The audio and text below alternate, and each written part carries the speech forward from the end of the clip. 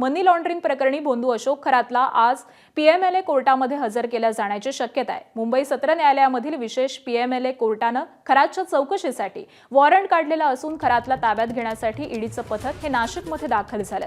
नाशिक पोलिसांनी दाखल केलेल्या गुन्ह्याच्या आधारावरती ईडीनं अशोक खरात विरोधात मनी लॉन्ड्रिंगचा ECIR दाखल केलेला असून या प्रकरणातील कटाचा उलगडा करण्यासाठी आणि त्याचबरोबर अंतिम लाभार्थी कोण आहेत हे शोधण्यासाठी आणि आर्थिक व्यवहारांची चौकशी करण्यासाठी खरातची कोठडी आवश्यक असल्याचं ईडीकडून स्पष्ट करण्यात आलं। सकाळी 11च्या दरम्यान अशोक खरातला मुंबईत ईडी चौकशीसाठी हजर केलं जाण्याची शक्यता आहे।